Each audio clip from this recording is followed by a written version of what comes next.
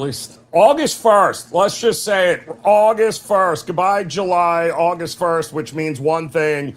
Football will be in our lives again. This Thursday, in fact, some sort of football anyway. I'm not quite sure if we want to call that a game. The bottom line is it is here, the month of August, and we got a lot going on here, not just with Major League Baseball. We got a little UFC going on right now. College football now, 3.5 weeks away, week 0.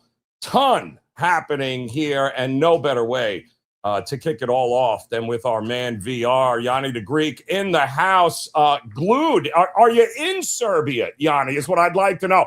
Because you don't look like you're dressed in Serbia, my man. What's going on? No, didn't make it to Belgrade because I'm taping at the UFC next week. We're taping a couple shows, and Contender Series is right around the corner. So, no, didn't make it out there. But that show sold out in 22 minutes. Crazy. It just shows you, man. They know they could go anywhere in the world and just boom, boom, boom like that, sell out these arenas, which is a good thing. The sport continues to grow. And not the best betting card. I narrowed down 3 premium plays myself. Just hit the first one on the under in that ladies fight that just finished. So we cashed. We got 2 bets remaining. It's been chalky. It's been a chalky year in MMA. Let me give you the exact data. Heading into today's card, Joe, listen to this. Heading into today's UFC event in Belgrade, we've had 24 cards. 299 UFC fights. So far, versus the closing line, favorites are 216, 79, and 4. So 216 favorites versus the closing line, 79 underdogs, and 4 draws or no contest. That's 72.2% favorites cashing and only 26.4% underdogs. Now, historically, underdogs in MMA, third best sport to bet them. Only sport where dogs do better, Major League Baseball and the NHL.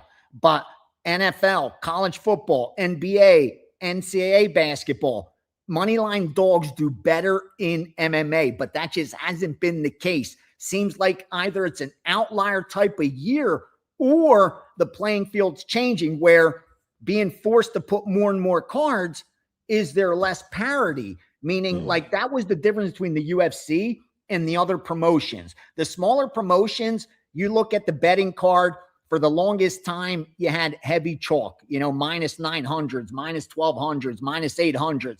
There were mismatches on paper. And the UFC, that wasn't the case. I mean, sometimes, but you had 12 fights on average per card, and maybe you had 3 or 4 of them where they were lined, above minus 400.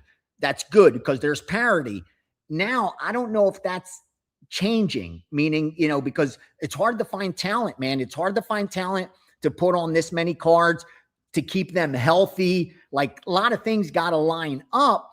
And I'm just starting to see a lot of favorites getting the money, and it's costing the books. And when that's the case, they're going to charge you for it. It doesn't mean favorites won't continue to do well to finish 2026, but I promise you, we only got 5 months left.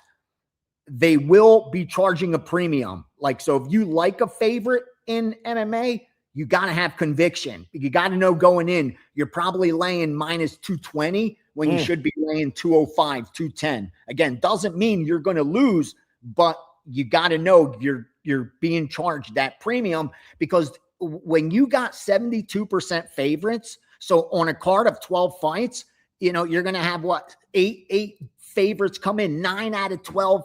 You get 9 favorites, 2 dogs, and maybe a draw. Out of those 9 favorites, you're going to cash a lot of 5, 6, 7 fighter parlays. It's hard for the books to catch up when that's the case. So this is a long about way of saying favorites have been doing extremely well through the first 7 months. In fact, they've been outperforming the betting market by a significant amount. Underdogs expected to do much better as we close out the year. So don't be afraid to bet some of these underdogs. I know the favorites are already 3-0 again tonight. Not saying the dogs are going to go out there and have a 12-0 night, but I don't think we're going to be getting the 11-1 favorites every single week as we've been getting. We're going to start getting 4, 5 dogs in there and there'll be opportunities to make some money. Yeah, it was for the longest time, Gianni. The prelims, right, would give you the dogs, right? But nobody knew them. And then the better-known guys, the higher fights on the main card, sometimes got a little chalky, but that seems to be the opposite. Like the Stricklands, the Gageys, all of a sudden the main events, everyone's laying the chalk, and it's like, wait a minute, what just happened here? It's kind of crazy the way it flipped. Uros Medic is a minus 400 favorite against Daniel Rodriguez, who I get it. Daniel Rodriguez was in prison in Tijuana. We're hearing all that, but that's noise. You can't quantify that. Like, what's the price? We don't know. There's no sample size of how guys perform after spending freaking a month in the Tijuana prison. So I don't know how bad it is for him or how good it is for him. But with that said, it's a guy who's coming in on a 3-fight win streak. And more importantly, for when you look at the betting line, this is a guy who you rarely see him in this kind of a dog price. In fact, he was only a plus 200 dog. He opened as a plus 180 dog against Ian Machado Gary, who's fighting Makhachev in the main event for the welterweight title. And he's a bigger dog against Uros Medic because Medic has won 3 straight fights. Again, Medic may go out there and win this fight today, but I don't know what world do we price him as a minus 400 favorite. And where, the break even, he has to win this fight 8 out of 10 times. So for you to conclude you have an edge, you got to say he wins this fight 8.5, close to 9 out of 10 times. Like, how do you get there with Uros Medic?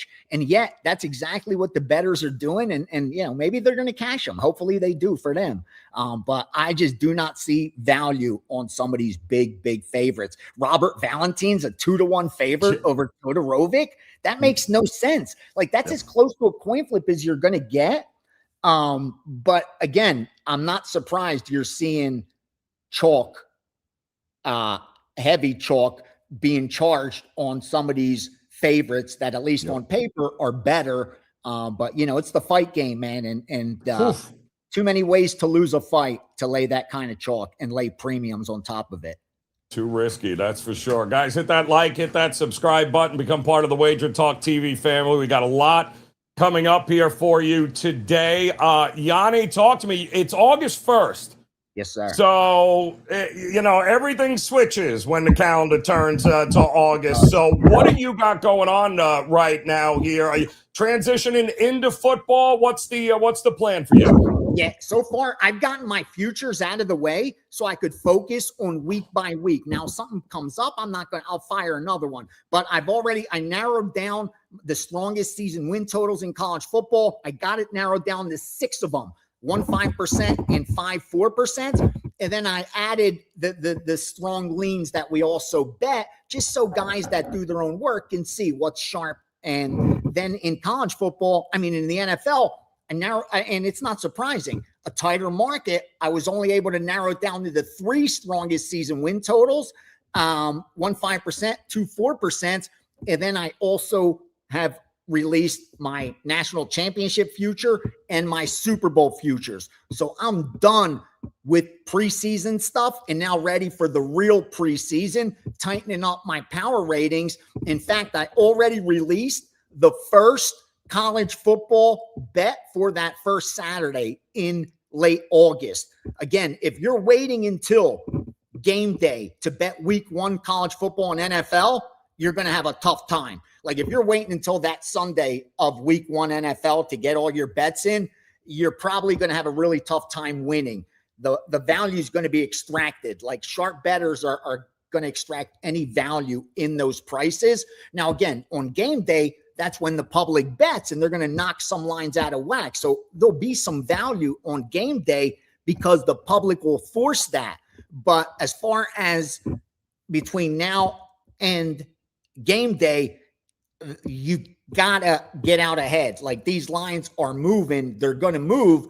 And I already was able to get down on a college football bet and just ready for a big season. Finished number 1 in profit in NFL and college football combined last year, number 1 in college football overall, number 1 in the NFL regular season overall. And it was only the first year I put those power ratings into effect. But more importantly, I only hit about 55, 56%. And did that. So, like, I didn't defy probability. I didn't have to hit 80%, something that I can't sustain, something that I can't repeat. In fact, I didn't even get lucky. Like, it was an uphill battle. If we could get a little bit of lucky this season, forget about it. The opportunity's endless. So expecting a huge season. And what we did is we're giving out the year, and Johnny's throwing in the blackjack course. Dude, again, if you're ever going to jump on board with me, you want to do it now during football. And you want to jump on board long-term because they're giving you the blackjack course. I spent a lot of money myself to take a course just like that, over $5,000. But more importantly, I shared everything in that course that makes you the favorite versus the casino. Meaning, if in only 8 lessons, if you learn what I share in that 8-week course, 9-week course, you are now the favorite versus the casino. There's zero doubt. If you could go there and actually do what you practice, you are now the favorite versus the casino. You have the edge. You don't need me anymore. And that was the best thing I ever did, was offering that blackjack course to where we could give it to anyone who, even if they're not interested in blackjack, it's so much of it crosses over to sports betting and risk management and risk of ruin and just dealing with the mental part of sports betting. Again, highly recommend the blackjack course, and they're just giving it away for free. Anyone that jumps on board, and that is good 1 year from now, 5 years from now, 10 years from now.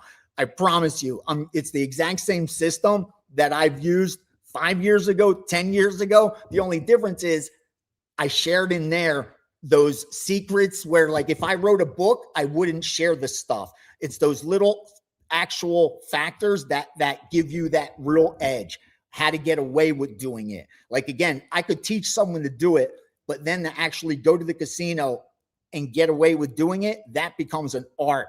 And through trial and error, I learned a lot, and I did not hold back, man. I know I'm going long, but I'm so proud of that course, because nobody could take something like anyone that has the passion like I did with blackjack and really dives into that course.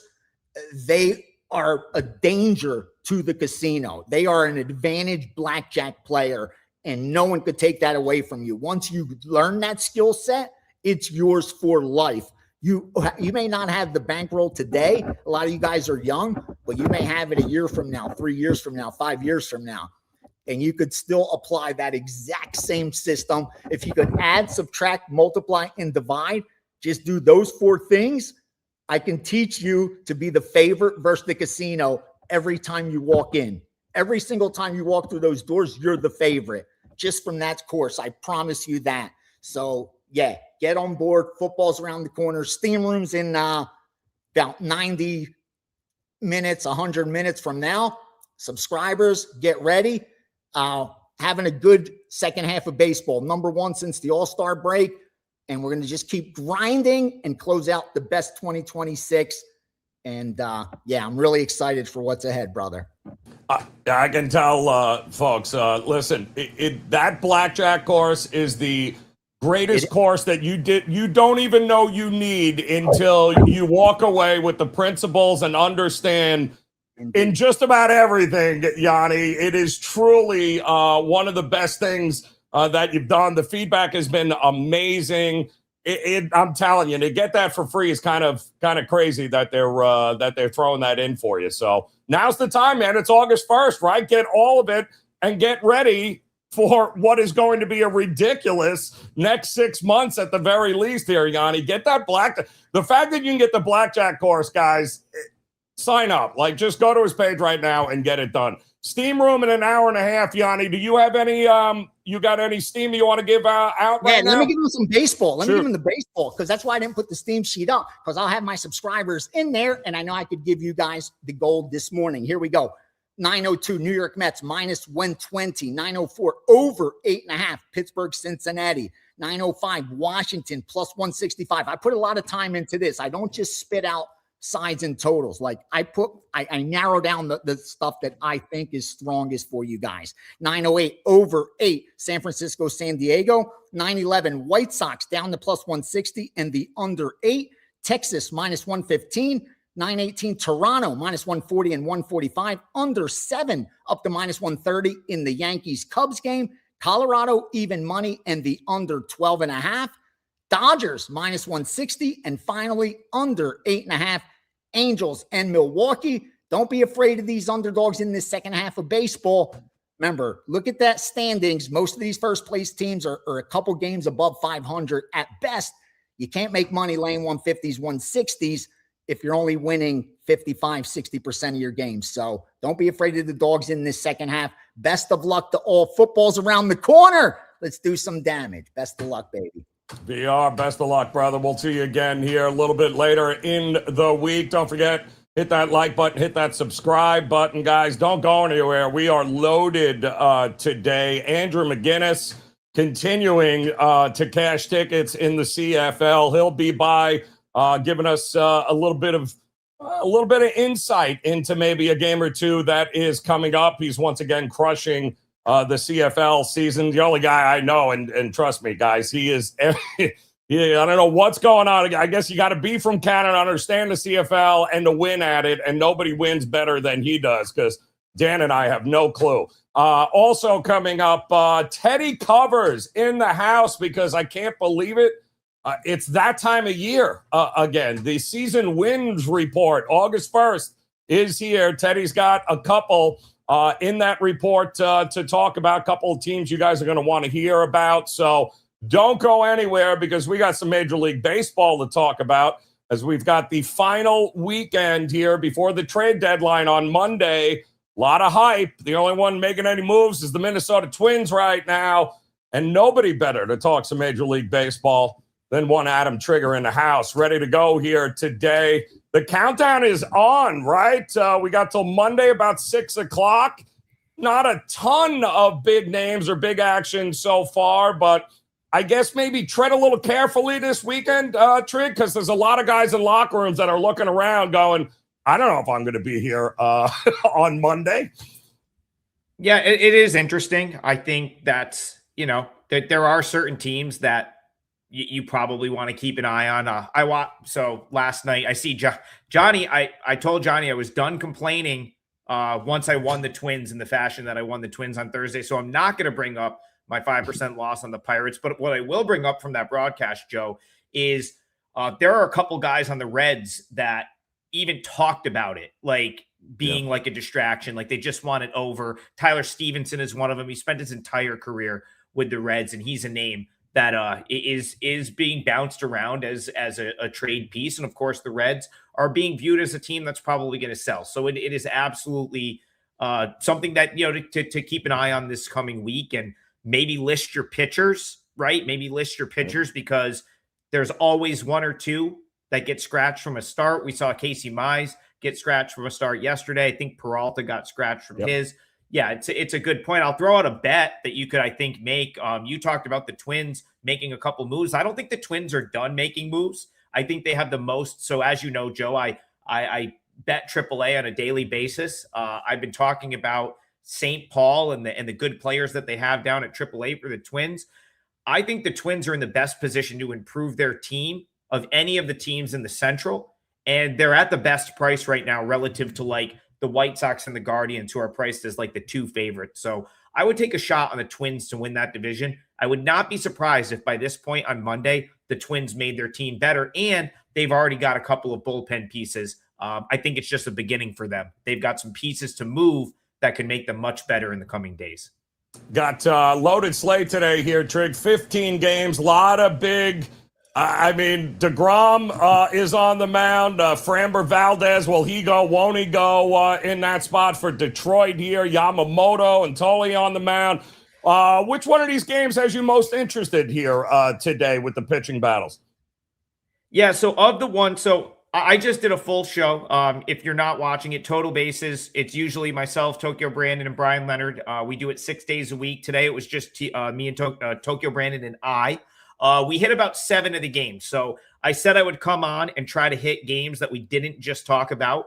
I would say of the games that you just mentioned, I think the Rangers is the most intriguing to me of those three. I haven't played it yet.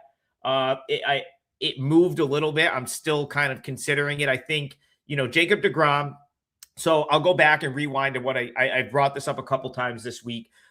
This division has a few average teams. I think the Rangers and the Astros are a perfect example of two very average baseball teams. Like, they're just like the definition of average. They're probably going to be like 500 teams the rest of the way. The Rangers are, and it's funny because you look at the standings, 55 and 55, Astros 56 and 55. I think the Astros maybe had a little bit more upside, but have realized it at this point. Obviously, Jordan's been great, but like, I think what you see is what you get from both of those teams. Now, why does that matter today? Because at least a few minutes ago, the Rangers were sitting there at minus 115. Yet I think they have a pretty substantial pitching advantage in this game. Jacob deGrom, it's hard to argue with him being like an edge as starting pitcher. He's having another great season. He's one of the better pitchers in the, starting pitchers in the game over the last, going on 10 years at this point. But I think where the edge comes into this game is the fact that like Ronel Blanco, it's a little bit like unknown what to expect from him at this point. So he comes back from Tommy John surgery, missed, I believe he had the surgery in June of last year, which is like the worst time to have Tommy John, right? Like you want that to occur in the offseason, and you want it to just wipe out one whole season. Because when you have it in June, it typically costs you spring training and then the beginning of the following year. So that's what happened to Blanco. Missed the entire spring, didn't start rehabbing until late. Looked okay in the rehab outings down at the minor league level, but then he's been back in 2 outings at the big league level. Big time command issues, balls going all over the place. 3 walks in each start, and he's given up 4 runs and 5 runs respectively. Is he going to out-duel Jacob deGrom here? Probably not. And then the Rangers, to me, probably the better of these two teams. I just think that they are like more consistent across the board. They have a deeper bullpen. I just like the Rangers in terms of like, if I'm looking at a team from this point on till the end of the year, which of these two teams do I think is the better team? And do I think has the chance to win this division or to compete with the Mariners to win this division? It's the Rangers. So if you can get them at this price with deGrom, I think it makes sense. And of course, they got blown out yesterday, so you get them off a loss. So I like the Rangers right here. Yeah. The Astros are unique, given the fact that Hunter Brown looks a lot more like Hunter Brown of old here, which is interesting. We want to know about the Phillies and the O's thoughts. Sanchez shaky Sanchez has been shaky a lot over the last month. But what are we thinking here, Trig? Is this an over game? Is this a Phillies bounce back game? What are we? Have they won more than 2 games since the break? I don't even know. Doesn't surprise me at all. I've talked about this a bunch on Total Basis. I thought the Phillies were going to be the best fade coming out of the All-Star break. Reason being, I felt like 2 guys, Bryce Harper, Kyle Schwarber, were so responsible for so much of like what was good for them in the first. Obviously, the pitching. I don't want to misspeak. The reason the Phillies have won as many games as they've won to this point is the pitching. But Schwarber and Harper getting the big hit virtually every time they've come up to bat this season has been a huge thing in the Phillies being as good as they are. When you look under the hood with this team a little bit and you look at like 5 through 9, it's been one of the worst 5 through 9s in baseball all season. They've been a bottom 10 lineup all season. 7 through 9, bottom 5 OPS of any team in Major League Baseball. So you had 2 guys in Schwarber and Harper that were both all-stars, that both participated in the home run derby, that both played in the all-star game. And it's like now that they're not getting like the huge hit every single time they step to the plate, suddenly the Phillies are losing games. And it's not even like, and then, you've got pitching, which has been really good, but Chris Sanchez, who we're going to see today, has had a couple bad outings. And it's like Zach Wheeler's had a couple bad outings. And so, no, it doesn't surprise me one bit that the Phillies are in sort of a free fall, because remember, Joe, before Schwarber and Harper started going off and getting big hit after big hit, this was a team that started 10-19 and fired their coach. So no, it doesn't surprise me at all that they've struggled. With that being said, I could see them winning today for 2 reasons. One, the Orioles, a little bit worse against left-handed pitching. I've watched a lot of Orioles games, and I've watched a lot of the Masson broadcast this year. Like, I think it's Jim Palmer on the coverage where every game he's like, we just don't hit lefties. Like, he's like, I don't know why, because we've got guys that should hit lefties, but we straight up just do not hit left-handed pitching. Well, you're getting one of the best Major League Baseball has to offer today in Christopher Sanchez. So not the guy you want to see on the bump if you don't hit lefties well. And that's, you know, that they'll probably have Kobe Mayo and some guys that have pop that can hit the ball out of the ballpark against a left-handed pitcher. But like someone like Kobe Mayo is hitting like 195 on the year. So my gut says Christopher Sanchez has a good start, and he probably stops the bleeding at least temporarily for the Phillies. So even though I don't love this Phillies team, you know, overall right now, I think this is probably the day they get a win. Just Sanchez, it feels like a spot where he, you know, stops this 4-game losing streak.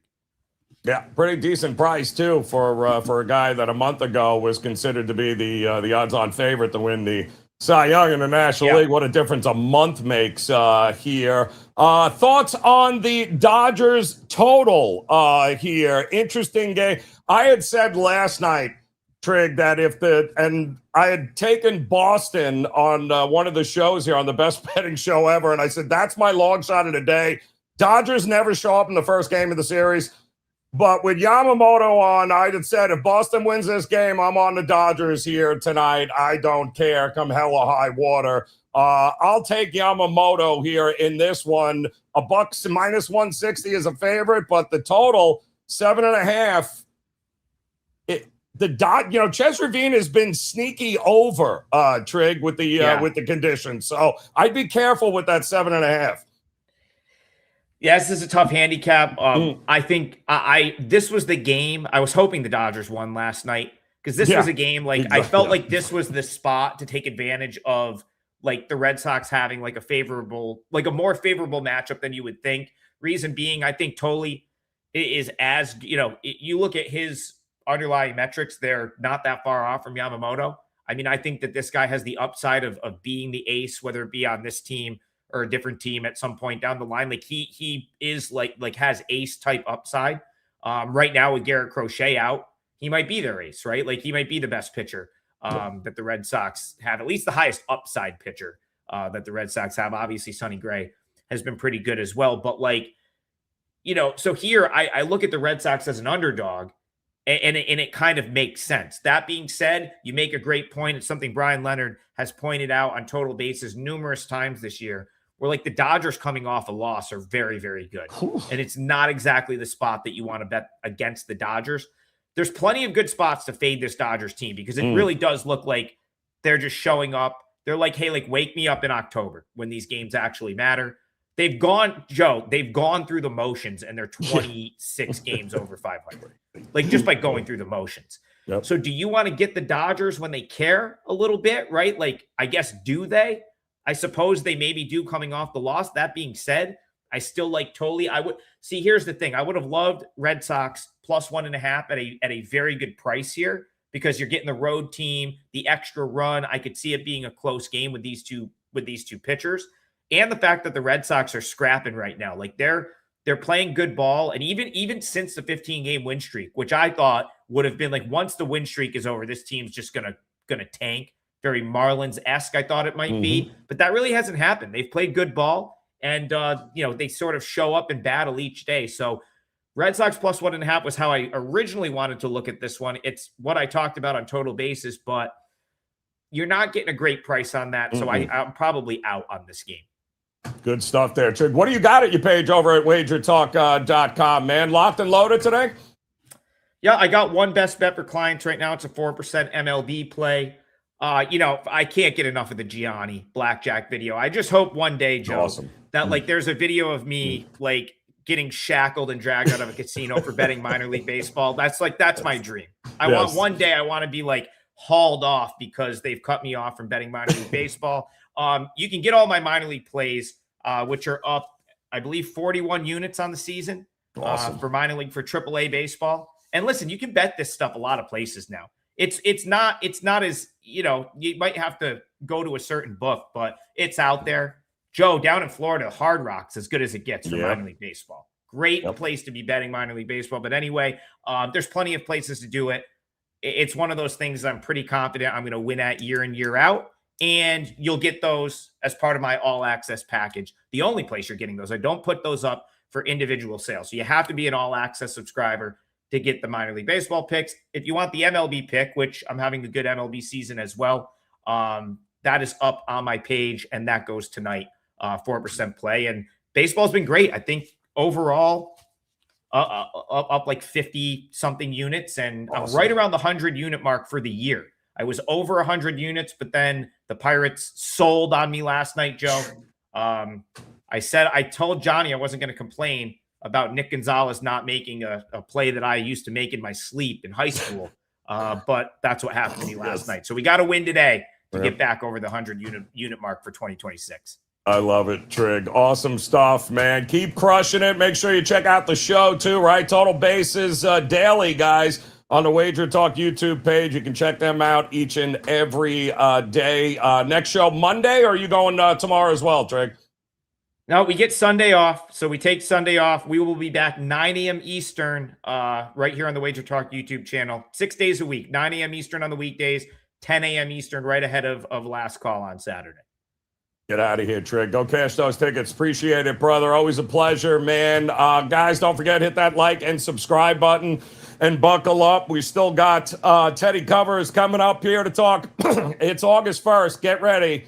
He's talking some win totals and his yearly, shall we say. I can't believe it's that time of year. Anytime that we can get Teddy Covers in and ready to go with the NFL season wins report, it is a good time of year. He is coming up. And I do want to let you guys know as well before we get Andrew McInnis in here, because he could very well be one of those flex handicappers that you want to be involved with, guys. And this is all about control for you guys. We're talking about having you pick whatever is flexible to you, who you'd like, what you'd like. It's all about your terms. So this is a great opportunity, not just at Wager Talk, but picks and parlays, as well as winners and whiners, guys. This is a great package. You can switch handicappers at any time. You can plan ahead. You can go day by day, and you get full access to that handicapper as you pick them for that day, all selections. So, this is the way you go. Check it out, guys. All three sites, Wager Talk, picks and parlays, winners and whiners, all available right now for you guys. I'm telling you, this is how it works. This is the best way, as you can see, because you can pick your guy and you can switch it the next day if you want. And back and forth you go. So great opportunity on sale right now. Flex picks at wagertalk.com, because I'm telling you, you better consider Andrew McInnis for your flex play here, because Andrew, I talked to you a couple of weeks ago, and I told people that nobody knows the CFL like Andrew McInnis. I don't know how you do it. I can't figure it out. Feels like the season for Canadian Football League is like 12 months. It feels like it never dies. They got like 9,000 weeks. But once again, you're up, when it's 63, 64% of your plays again this year. You are a monster with the CFL. And it's an interesting time of year with the CFL, and some interesting games coming up here, too. I always appreciate it, Joe. Good to see you. Happy Saturday, everybody out there. You know what, Joe? It's been fantastic. And had a loss on Thursday night. And even with the season I'm having right now, you're just pissed. You don't want to lose any games, right? And then Friday, come back with a nice winner. And last night, I had a player prop yesterday. And I was debating playing the underdog side, Joe, or the underdog's quarterback on his passing yards over. And I decided to say, what the hell? If they even come close to contending, or if they're getting blown out, this guy's still going to have to sling it. Well, I'm happy I didn't play the dog. They lost by like 20, but my guy goes well over 300 yards. His number was 280. So I'm happy to get that bounce back. Thursday night, though, I will say, 28-point fourth quarter to lose an under for me. I had under 53.5. The in-game got to 32.5, Joe. So that one kind of stung, but we got two games to go over today. I got a best bet going today, so I'm feeling pretty good here on a Saturday. All right, well, let's talk about these games here. Which one do you want up first? Because both are actually pretty interesting here. Well, let's start with the Hamilton one. And, we always say every ticket cash is the same here. I'm going to give out some props, but I'll just set the table like this.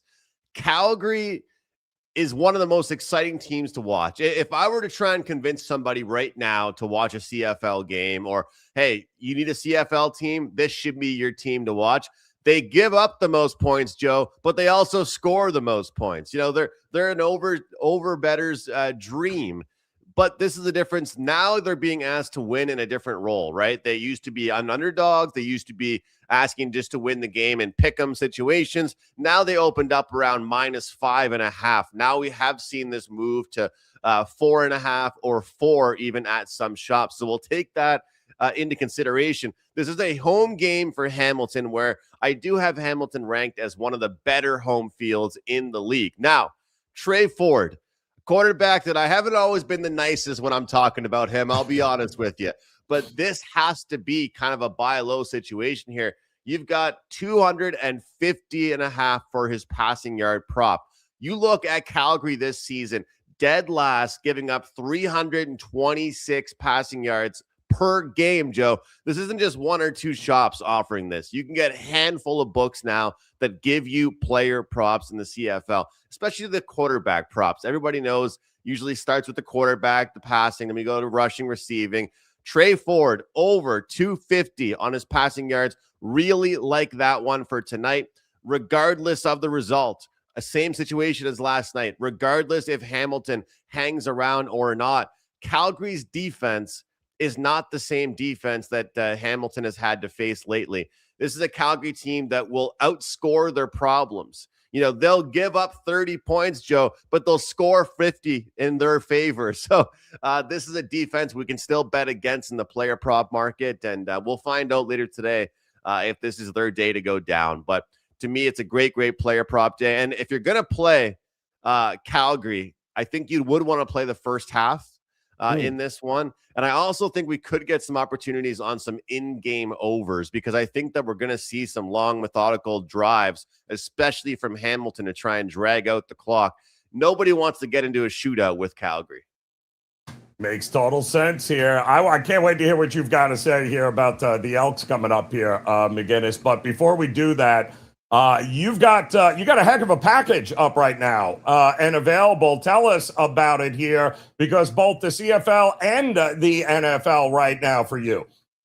I love this deal we put together here, Joe. It's fantastic. And look, this is kind of what I do when it comes to my football betting. Sure, you might see the occasional ATS bet come through if you're an all access subscriber of me, but the majority of bets you're going to see come in are NFL player props, plus 17 units. We ended up the season last year in the NFL, and a lot of those are 1-2 units.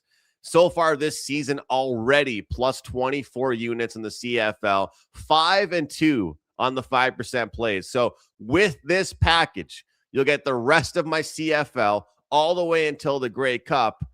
And then I'm hoping we're going to make enough money. You're just free rolling after buying this package for the entire NFL season with player props. So check it out, wt.buzz/AM. And I've had people kind of mixing and matching as well, doing the CFL plus NHL season, CFL plus NFL player props. Customer service is always great with taking care of people. And I think this is a great deal. Love the NFL player props, Joe.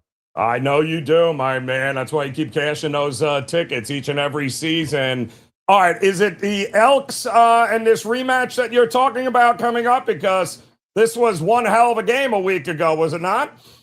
Oh, my God. Unbelievable. We got like 500 pass yards from one quarterback, near 400 pass yards from the other.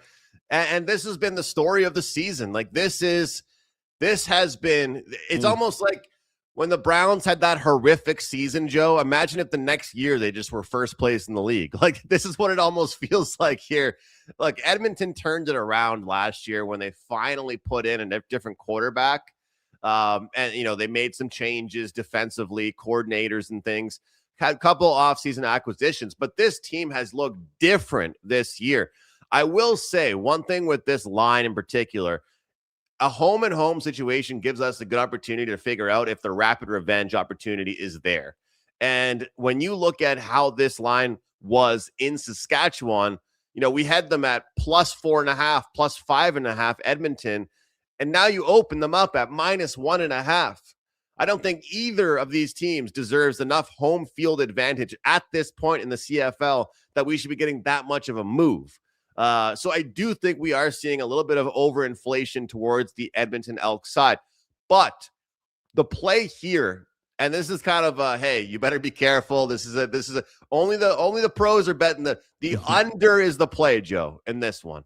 And it's similar to me when you bet the NHL and you see a home and home and you see the first game finish 6-3.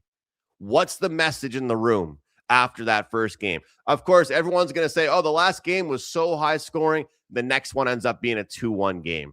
This, to me, is going to be one of those games where the Saskatchewan head coach who calls all the defensive plays, he takes care of the defensive stuff for Saskatchewan. He's taken this personally, not just as the head coach, but as the defensive coordinator. They're going to do what they can to shut down Edmonton and their offensive attack. And I think right now we've seen Edmonton do a great job of not giving up the big play down the field. So start of the year, Joe, we had 48.5s. We had 46.5s, 52.5s. Now it's 59.5, 60.5 for these totals. I think it's now time to look towards the under. And we still could have a great game. I mean, this could still be a fun game to watch and go under when the total is 59.5. They got to better go under. I'll tell you that, because otherwise, there's going to be a big advantage in there. Quarterbacks have been outstanding here too. Love these overs, Andrew, but you know what? It can't always go over. There's got to be some defense at some particular point here. What else now? Do you have you got to play locked and loaded for the weekend and coming up for us on your page of WagerTalk? We got a best bet side today, and I actually had to pull one down, Joe. And I'm not just saying this. It's one frustrating thing with the CFL. You need to have honor. You need to have respect. I can't keep a play up that's +1.5 when the line moves to -3.5. You just can't do it. So I want to have packages up to make sales to get people on these plays. Can't do it when the line's always moving. That's why you guys got to join the all access stuff. But I do have a best side available right now at wagertalk.com. And Joe, we just closed in on our third straight winning month, over around 75 units since May 1st. So feeling pretty good. Baseball's been there, hit a 5% baseball play 2 days ago. Those are always stressful, man. Baseball, I don't care if my team's up 6-1 in the ninth. I'm never cashing a winner until the game is over. But we're feeling good, man. Well, what about you, Joe? What's going on for you today?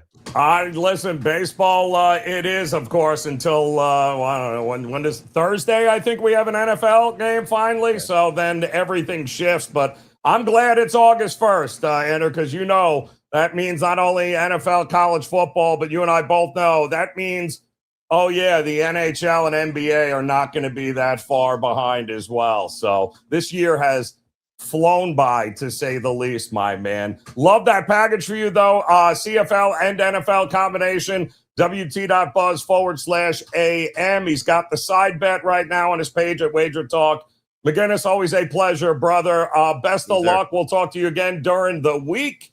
Make sure you hit that like and subscribe button, guys, if you haven't done so. Become part of this WagerTalk TV family. And if you've hung around to hang with us, I have a pretty good idea as to the reason why. I can tell you this. I remember Teddy Covers when he released his first season's wins report. I think he had just turned 18, if I'm not. Well, let's ask him. Let's bring in one and only Teddy Covers, my man. Pleasure to see you. And if I'm seeing you on August 1st, that means the season wins report is here. And guess what? That means football is just around the corner, my brother. What were you, 18 when you released that first one in 2001?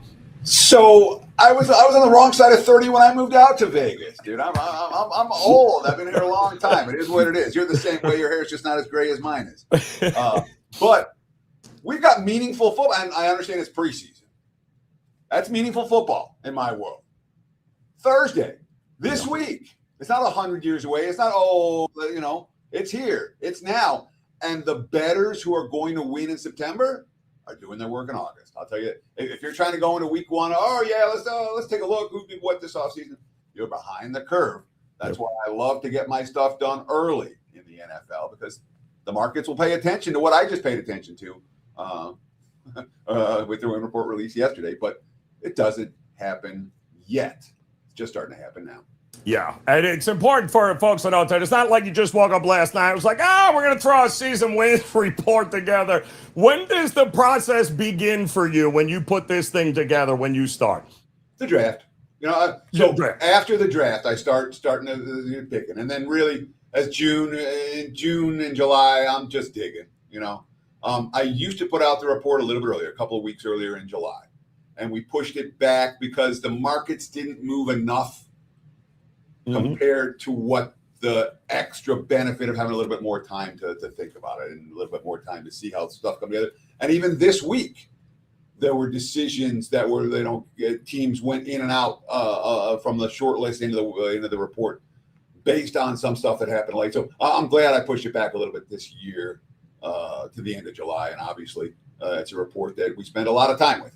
This report and the work I do for it sets up my entire season, and that's why we've had such a good track record in week one. That's why we've got such a good track record in September. Long term, is you put in the work early and it pays dividends. And I've been working on this for 2 months. All right, so good. We're going to talk about two teams coming up here, guys, that are a bit head scratching to say the least. First one is Green Bay coming up here, Teddy. They came back a little bit last year, right? I think they won 11 games the year prior, 9-7. They even had that ridiculous tie, which was just absurd. And, we heard Parton not going to be available to start the year, but you do have Jordan Love. You got some new faces. This whole division is head scratching, but what do you think about the Packers coming into the season?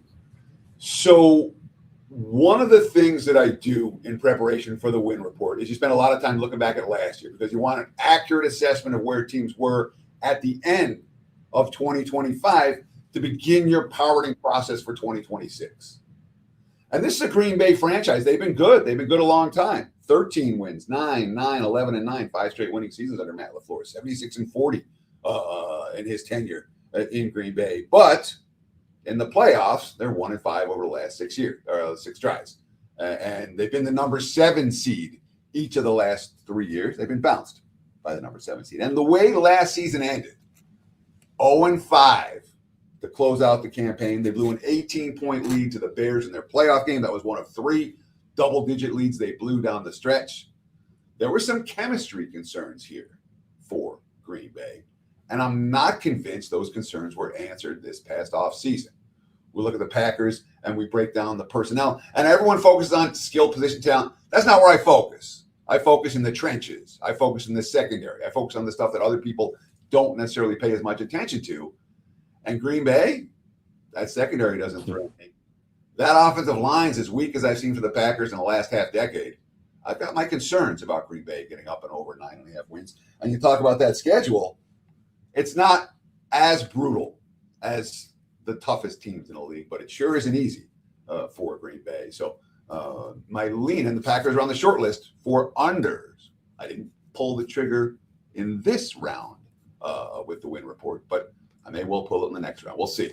I want to see what that offensive line looks like under pressure in a meaningful preseason game. And then we may end up pulling the trigger on Packers under. But that's the way I'm looking, is Green Bay under. I look at them as a potential last place team in a very competitive division. Let me ask you, Ted, because I've had this debate with a couple of people now. Where does Jordan Love rank? Is he a top-tier quarterback? Is he middle of the road? Where is Jordan Love, in your opinion? So Love last year at a 23-6 interception to turnover ratio. All right. I cannot put him in any category but good, very good, or excellent. That said, when a team goes 0-5 down the stretch and they blow double-digit leads, if you blow a double-digit lead in an NFL game in the second half, that's on your offense, not your defense. Your defense is going to wear down when the offense can't get first downs. Defenses run out of gas in the fourth quarter. We've all seen it 1,000 times. So when you're blowing double-digit leads, the defense get it. No. The offense couldn't grind first down. The other team gets momentum. When the offense grinds first downs, that momentum gets stopped. And Love and the offense weren't able to do that consistently down the stretch last year. That's a big concern for me in terms of assessing where I'm going to rank Jordan Love amongst the elites versus the goods. And right now, he's only going to be in the good, in part because of that. Yeah, I just got to make that next step. And boy, this leads us perfectly into the next team here, Teddy, because the Houston Texans, to me, you answer one question. Is CJ Stroud taking that next step, or is it more of the same? Because if he doesn't, they can't protect him. At 9.5 wins, Teddy, too much, not enough? What are we thinking? They've won 10, 10, and 12 the last 3 years. So they've gone over this number in every year. Now, the playoffs in all 3 years hasn't been particularly good. They're 0-7 all-time the divisional round. And you talked about C.J. Stroud as being the key guy here. That's the mainstream narrative. That, it's all C.J. Stroud, and we don't know how good C.J. Stroud is, and maybe he's good and maybe he isn't. I don't buy it. I watch a lot of Texans. C.J. Stroud is a winning quarterback. The problem the Texans have had in each of the last 2 years, offensive line and receivers. Last year, every weapon they had got hurt last year. You're like, C.J. Stroud, C.J. Stroud sucks. Yeah, he's throwing a bunch of guys who shouldn't be running routes in playoff games, a bunch of guys who he hasn't worked with all season because all his receivers got hurt, and Stroud takes the blame for that. Houston's offensive line was bad. They rebuilt the offensive line last year, and it was bad again. Okay, just Stroud. C.J. Stroud is a terrible quarterback because he's getting hit every time before he finishes the 5-step drop. His arm's already getting smacked by someone, and Stroud takes the blame for that. I think C.J. Stroud has all kinds of upside. I think the Texans have all kinds of upside. Once again, this offensive line has been rebuilt, and if it stinks again, that upside won't get there. The receiving core appears to be much healthier and more talented than it's been. And of course, you have DeMeco Ryans with a defense that is as good as any in the league, maybe the best in the league. Houston's not going to give up points in bunches, and they don't have to throw the football around the field because they're not going to give up points in bunches. If I'm playing the Texans, we're going over the total, maybe look at something to win the division. And Houston might be a team considering. I don't bet those futures. Who's going to win the Super Bowl? Who's going to win the AFC? The odds aren't right. But if you're betting those kind of futures, the Texans might be worth looking at. It did seem a little odd, Teddy, right? For a team that wins 12 games a year ago to drop to 9.5 with not a ton of turnover. It makes you go, are we missing something? They have to. Is it not going to be the best defense in the AFC again? Or what am I missing here with this number? Well, so when you see the season, and that's one of the things that's been much tougher about the season win marketplace now than it was 10 or 20 years ago, is that the markets recognize that because a team was here last year doesn't mean you should price them at here this year. So there's always regression to the mean priced in. From a scheduling standpoint for the Texans, again, they were plus 17 in turnovers last year. And that's something that the markets look at the positive turnover teams, and the two biggest ones were Chicago and Houston. And the markets say, they're not as good as they look because of the turnovers, and you have to devalue what they did. But from a strength of schedule standpoint this season, Houston doesn't have it easy. And obviously they won the division a year ago, so he plays the first place schedule. And that also has to do with why they're lined 9.5 instead of a 10.5 or 11.5 team. And one other factor worth considering, when you talk about public team with betting bandwagons, Texans aren't one of those teams. They're not. No postseason success, no history of winning big bets for people. There are a lot of other franchises that get a lot more public money than the Houston Texans do, and that has the potential to be something to consider when you talk about undervalued commodities coming into 2026. Yeah, David Montgomery, if he can have some success like he did in Detroit for this team, they should have no problem going over those 9.5 wins there, Teddy. But listen, running backs. Yeah. We're not going to talk. You can't. Oh, come on! No at running backs block on the show. Block the guy before he hits Stroud, will you? Irrelevant. Just at least block. Irrelevant. He hates running backs, Teddy. I love it. All right, so tell me here, Teddy. Texans, Green Bay, great, but you are locked and loaded here, not only in the guide here, but up at your page at WagerTalk.com. What are folks getting right now? So the season win report was posted yesterday. It is hot off the presses. You can get it for $199 for the report. And that's going to get you all. And the key is the write-ups. You know, the write-ups talk about all the spots over the course of the year. There's a lot of info in those write-ups that you can use. But I encourage you, don't buy my report for $1.99. Let's partner up this football season. All right. I did not have a good year last year. I'm freaking hungry.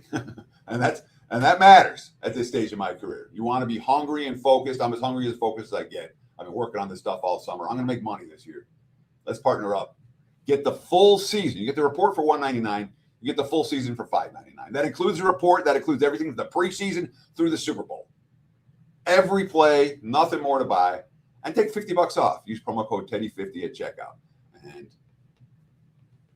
take $50 off. So you get the entire season, $5.49. If you're interested, check it out on my homepage, www.buzz.com/TC. I want to make money this year, and I would love it if you join me. I would highly recommend you guys going and grabbing the report. It's must read. Again, it's not just this is who you bet or this is what. It's the whys, guys. The whys matter more than anything else, especially if you haven't done a lot of looking into football. Like, oh, wow, it's August 1st. Here we are. You want to talk about getting caught up in a hurry, guys. It is the report that you want. Of all the reports, this is the one you want heading into the season there, Teddy. You excited, man? Well, you got college football coming up too, man. You ready for that, Michigan? Am I ready? No, but I will be by the end of the month. So I do my NFL work first because less changes over the summer in the NFL. In the modern world in college, a lot of things change in fall camp. So college work, once the NFL win report goes out, the focus shifts in terms of obviously we work on the NFL on a day in, day out basis for preseason, but the focus shifts to college, and I'll be ready by the end of the. I'll be ready. It usually takes me two to 3 weeks to be where I want to be in college. We do a whole lot of reading over the next week, and obviously we're doing videos as well. Yep. The team preview videos that I want to talk about. Yeah, if you haven't subscribed to WagerTalk TV, I don't know what you're waiting for, but we've got. I think 10, maybe a dozen team preview videos already recorded, and we'll be doing more next week. So check them out on the WagerTalk YouTube channel right now. All right, got to ask you, Teddy, because you're a Michigan guy. I think they nailed the hire. I think they got the right guy at the right time in the right situation here. But Michigan, if you're underestimating the athletes in Michigan, it's probably not a good idea to do that just yet, is it? Whittingham's a guy we like our money on. Yeah, absolutely. Yep. Great stuff. Teddy Covers, always a pleasure to see you, brother. Appreciate the time. Go grab that wins report, guys. Do it on his page right now, wt.buzz/TC. And get that jump on what's going on in the NFL, man. It's a must read, and you got to have it in your arsenal as you're getting ready. And again, football's here on Thursday, guys. It's kind of crazy. And don't forget also, consider Teddy with the Flex Picks, also available right now. If you have not been involved with the Flex Picks here, it is the ultimate package here at WagerTalk.com. As you can see, the 3 days, the 7 days, the 30 days. You get to pick your favorite handicapper, change it on Sunday, change it on Monday, stick with the guy that you got on Tuesday.